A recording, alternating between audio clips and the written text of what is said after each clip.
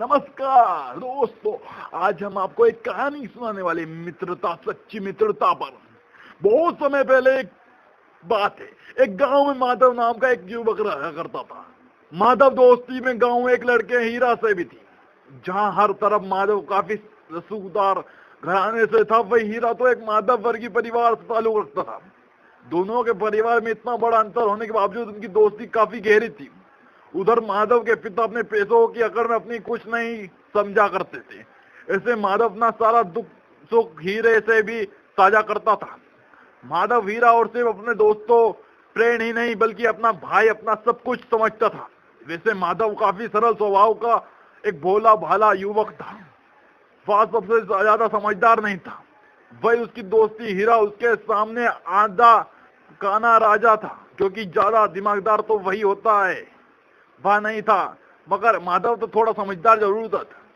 ऐसे में माधव अपनी सारी समस्या को हीरे के सामने रखता है और हीरे ने उनकी सारी प्रॉब्लम के एक बेहतर हल निकालने कर रख देता है।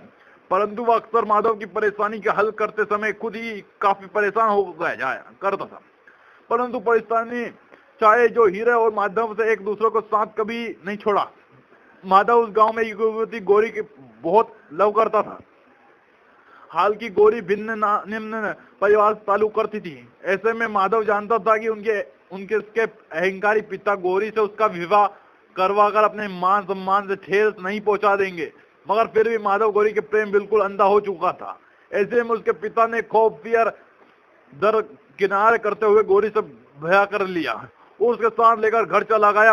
हाल की उसके पिता माधव गौरी के संबंध अनभिन्न नहीं थे, मगर जैसे ही माधव पत्नी और लेकर घर में दाखिल हुए, उसके साथ देखकर उसके पिता तमना गए और जवान बेटे की जबरदस्त पिटाई कर दी। माधव और गौरी के विवाह काफी वक्त हो चुका था, मगर पिता ने अब तक गौरी को बहू के रूप में स्वीकार नहीं किया था।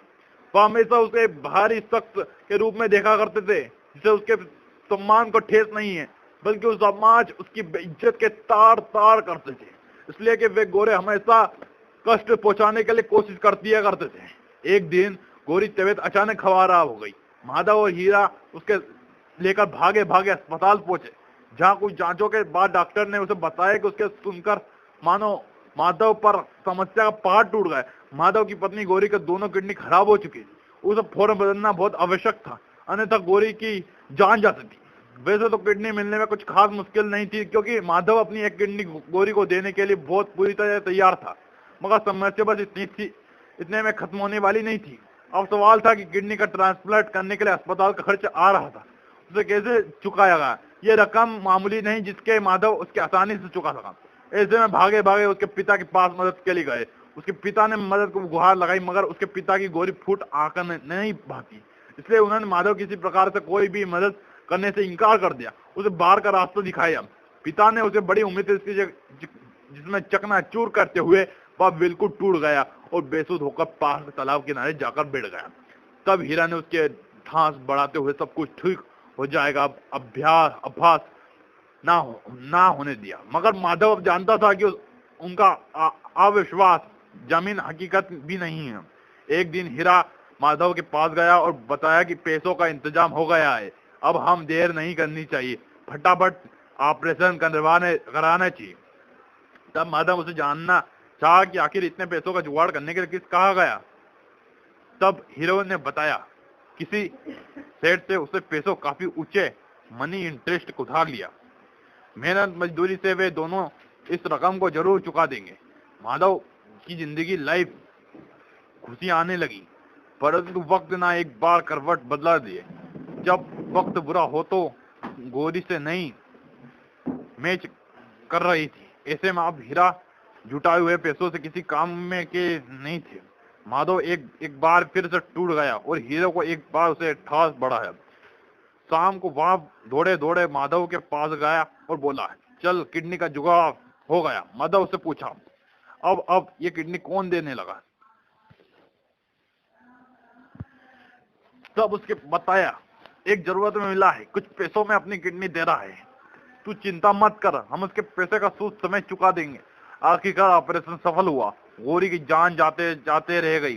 जब लोग अस्पताल छुट्टी पाकर घर लौट रहे थे, तब हीरा ने उसे अपनी पत्नी को न जाने क्यों अस्पताल में गेट पर ठहर गए। कुछ ही दूर तक आगे जाने के लिए माधव पीछे पलट कर देखा तो हीरा उसकी पत्नी उसके पीछे न आकर वही अस्पताल के दरवाजे पर खड़े रह गए, इधर उधर देख रहे थे। तभी माधव उसके पास गया और पूछा, यार चलना है क्या, ये क्यों रुक गए, कोई बात है क्या? तब हीरा ने उसका कहा, नहीं नहीं कोई बात नहीं, तुम चलो, बस कुछ जरूरी काम है, निपटा कर हम आते हैं। हीरो की बात सुनकर माधव मन में कुछ शंका पैदा हुई। उसने हीरे के पास जरूरी इंपॉर्टेंट काम बताने के लिए दबाव डालने लगा, मगर हीरे के पास इस सवाल का कोई जवाब नहीं था।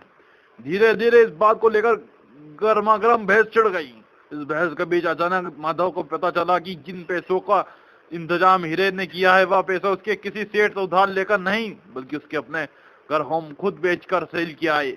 इतना ही नहीं, वह किडनी के किसी जरूरतमंद नहीं बल्कि वह हीरे के पत्नी ने दी थी।